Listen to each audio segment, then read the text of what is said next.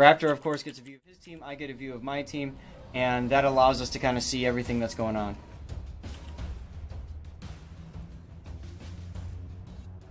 Well, as we get started here, looking down the RIP lineup, I am a little surprised. Once, like I said earlier, they've skipped destroyers this game, going Minotaur, Henri, double Zao, double Stalingrad, to pair with a Montana, a Yamato, and a Hakuryu. Now it's interesting. So Henri and Zhao, those three ships are really good flanking ships, and of course they've got the northeastern spawn, so they've got that advantage of not having to worry about stuff in the way to prevent them from kiting on the sidelines. Cute now. So they've got two Hindenburgs, so they've still kept a couple Hindenburgs. They've got the Zao, they've replaced one of the Hindenburgs with a Moskva, and they also have an Henri. I'm curious to see how they're going to utilize the Moskva. You know, the common trope, I suppose, which you normally hear people talk about, is that why bring a Moskva when you can bring a Stalingrad? So I'm curious as to what their plan for the Moskva is. So Moskva's got a few advantages over Stalingrad. One of which is that the Moskva is actually a little bit smaller, a little bit narrower, so it's a little bit harder to hit. It burns for 30 seconds instead of 45. So that's pretty sizable in a sustained firefight. Also the rate of fire. Sorry. Also the rate of fire. The rate of fire is significant improvement. They're not wrong. All right, well, we see Rip here going for an AC split, as you would anticipate. Sending Stalingrad, Minotaur, Henri, Zao, and Yamato up towards A. Stalingrad, Montana, and Zao headed down towards C. It looks as if by just putting that much firepower and that much HP on the A side, they're looking for a push to hook through A and come back down into what is currently the cute spawn area. Yep. Now, SAT score we talked about last game is a destroyer main. So seeing him in a Minotaur makes perfect sense. Minotaur is kind of like a chibi destroyer.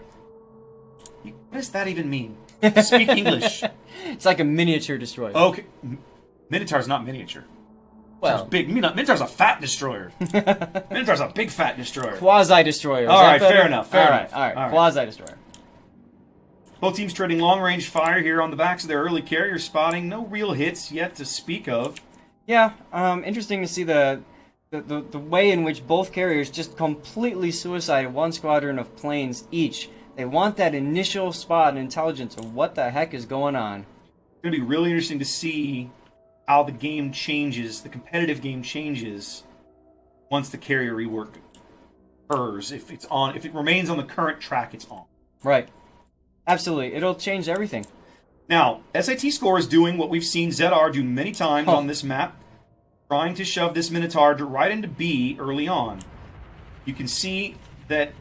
Save me from the weebs. What a great name. Save me from the weeb. The carriers, fighters, pushed out in front of him to screen for him to keep him from getting spotted.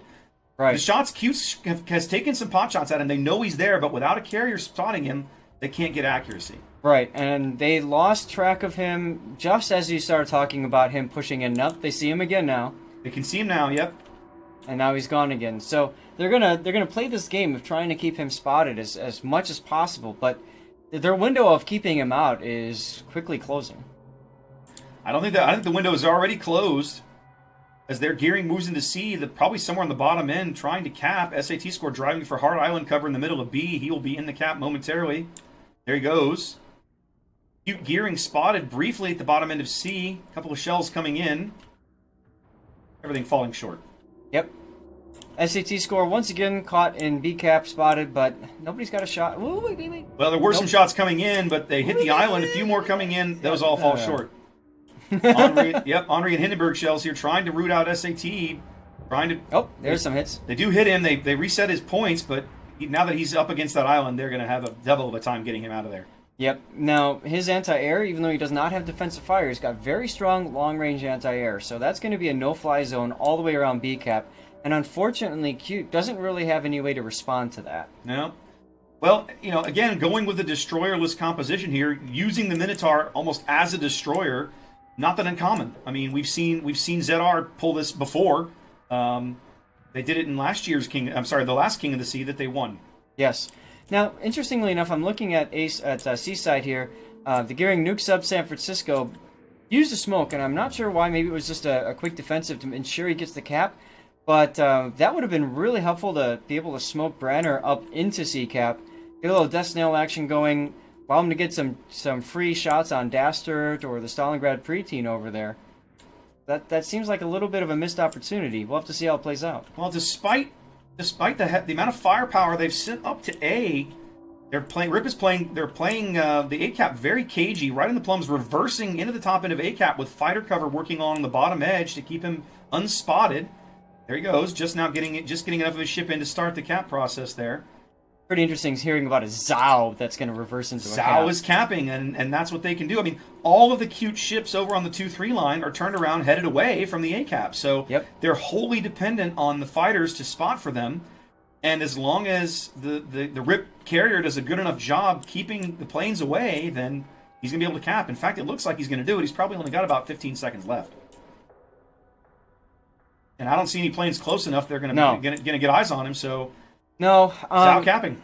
So Cube, we've got Hindenburg and Henri and Montana. All three of these guys are in kiting position, so they're ready. It's almost like a complete repeat of the last battle. Like they're ready on this flank here to start kiting. Ready to receive. yes, and Cute is ready to push over on the seaside here. The question's going to be, when is the push and where? Well, we'll see. They're going to have to push somewhere. They're down a cap now. 6 minutes gone as Rip is going to move out to the lead here in just a few seconds on the strength of their cap advantage. Both teams still fairly healthy. Nobody's really chunked down just yet, as both teams kind of trying to find a position here. Now, the amount of force that Cute has down along the HI lines down by C is enough for them to start to make that push. I guess they're going to have to do something, though. Yeah, now note there's a torpedo bomber squadron from Save Me From the Weebs down there in the backfield, keeping the Yamato, Moskva, Hindenburg all spotted. So as soon as these guys decide it's time to make their push, Rip is going to be able to react almost immediately. Indeed. It's very obvious that we have clear views of the Hindenburg, the Yamato, the Moskva, and the Hakuryu all from that torpedo bomber down on the J line. Yeah. So we're just going to have to see what they decide they're going to do. Absolutely. It's interesting, to say the least, to see what's going on here. We've got Brenner finally in the smoke now, so San Francisco was able to set up a smoke trail for him. And so now we're going to see Brenner start actually going to work on mechanics in the Zhao, possibly Dastard in the Montana. Well, in the meantime, the Rip cruiser forces here up north of A have just kind of positioned themselves to hold this cap. Flight deck Stalingrad is going to drive over here and have some island. No, he pulled up the handbrake, but they've got plenty of force here, plus at least one solid radar cruiser platform that's going to be able to keep A nice and clear. Of course, they know where the gearing was. Now, where is the gearing at the moment? Has he tried to cut into B? No, he's still working with the Zhao here, with Branner, keeping, just keeping him smoked. He needs to be out and spotting, and he's working his way to do just that. Here's some Stalingrad preteen shots in. Nope, way over. It feels right now, Zaf, like Rip is executing exactly the plan that they intended to execute, and Cute is just kind of going with it and not really, not really challenging them anywhere. Does that? I'm not sure how to phrase that. Well, here's the thing. Yeah, I'm looking at the mini map. We've got the Zhao and Gearing just sitting here pew-pewing. That's not going to make the change that they need anytime soon. It's gonna take a while. Yamato, Moskva, they really haven't moved from their positioning, and they need to. If they're going to make this happen, they need to move into B and force, the preteen, mechanics, and Dastard to respond to them. Well, Dark Cheese Yamato has moved into this gap, this island gap here south of B. Like, he could get into and threaten the B cap. Right. It would draw a lot of pain down on him to do so, but it might be their best play right now. I'd really like to see Dark G and IRE-64 getting into B at this point. They have to, and here we go. Now they're starting to move. Yeah, they seem like they've made up their minds and they're going in. We'll see how Rip decides they're going to respond to this. They've rotated Sneaky's Henri back to where he's kind of more central. He's able to now flex shots down onto the Yamato and help SAT Score kind of hold his position. It's interesting though. So far it feels like these are games of points, right? There's not so much big hits. There's not so much just trying to knock a ship out of the game right off the bat. Both sides are playing this really intricate game of chess. Well, that's honestly, competitive warships, that's very much what it falls into, right? Like, it's what pieces do you bring, and then how do you position them on the board? Oh, Dark G just took Dark a big G's chunk. he's getting hammered for this B push. I'm not sure where that came from. But Dastard. That came from Dastard. Beautiful and Montana shot. He's declining to move forward. He's already reversing on at least one fire there after having taken a nice chunk from one of the enemy battleships. Yeah, so that's one of the problems with going into B right now, and you mentioned he's gonna hurt for doing so. Yep. Because of course, Rip is going to be able to respond to that accordingly. They've got a battleship on both flanks of Dark G at this point. Can't afford to expose himself like that again, unfortunately. Yeah, Rip's board position is really strong here. Getting that Minotaur in means that you pretty much hold the B cap almost the entire game. They've got A locked up nice and tidy with their cruiser forces. There's not really a route in there for Cute. And they've essentially ceded the C cap, and they're fine with that. They've got enough force down there to keep the guys from siege from just pushing through. Because that's the key, right? The Minotaur becomes the linchpin of the whole board position to some extent. And if you allow the enemy team to get far enough on the flanks that they get shots on the Minotaur, the very corners of the map, it can fall apart very quickly. Right. I mean, if you look at the mini-map, you can totally tell that Cute is more huddled together. Oh, there goes a kill. Dark G just goes down. Yep. Big hits, and they just kept burning him out. Yep. Well, the first kill of the game goes to Rip. They down one of the Cute battleships here. 9 minutes to play here on Tears of the Desert, and it just does not look like Cute's got a really easy path to victory. I'm not even sure what it is they think they're going to accomplish here. The Rip strategy here is just very strong. I'm not sure how they're going to counter it. Well, you can see that that the group Cute now over on A side, they've turned around and they've decided it's time to stop trying to kite because they're not coming. Nope, there's no reason to. I mean, you're down points. They own the cap advantage. The onus is on you to decide what you're going to do to change the status quo. Exactly. Right in the plums is spotted. He's low. People are saying let's focus him. But I don't know. Radius Flight Deck is going to take a hit from the Montana here. Decent hit. Decent hit, about 10k. Not enough, though. No, it looks like Plums has gone dark again as the planes have to pull back out of A. 90 seconds on the timer as Cute trying to find a way to stay in this game. They need a kill, or they need to get on a cap somewhere to stop the bleeding. The interesting thing I want to point out is we haven't seen SAT score since the beginning of the game. Nope. Is he still in the same spot? Hasn't moved. Why Hasn't bother, moved. right? Why would he? I mean, if they're not going to is. drive him out, why move? You can probably see him now. He's got some shells sneaking around the island onto this Hindenburg, but he's not going to risk his ship for it. Nope.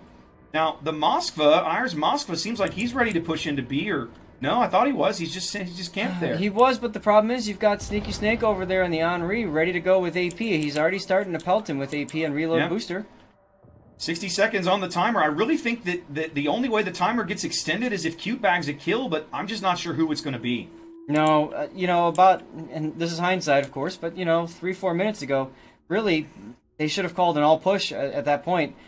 Kind of like what we saw happening in the last battle with Rip, where they all agreed, okay, we're going to hit these caps simultaneously. Yep. Now, all of this, the Henri and the Montana south of A are dark. We no longer have eyes on them as the planes and everybody, all the ships have had to pull back. SAT score just took a big hit from Brenner and the Zhao. Yes, he did. Question is, can they get this kill? They need this kill. It's 20 seconds until they lose. Kasuzu steps onto A, but they're going to have to do something. They're going to have to get into B. If they don't get into B, they're going to time out. Ayer has to move up, but he's not doing it. He's sitting stationary. The game's over.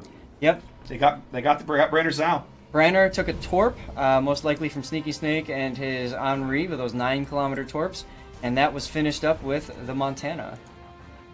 Yes, indeed. Rip continuing to look very strong here as they take game 2, almost pole to pole here on Tears of the Desert. Look at the plane kills. Look at this disparity. Wow. Cute didn't shoot down anything. I mean, they shot down planes, but compare that to the other side. Well, I think some of that is because they didn't seem to have ships in a position to really flex their AA. Like SAT scores Minotaur, I mean, I would expect him to have lots of plane kills. His bubble was right in the center of the map. That's right. And the Hakuryu, that just tells me that Sami from the Weaves, their carrier, has just been doing good work with his fighters. Mm-hmm. Dragon Killer obviously struggled to get the same amount of work out of his fighters that particular game, and Rip benefits from the disparity.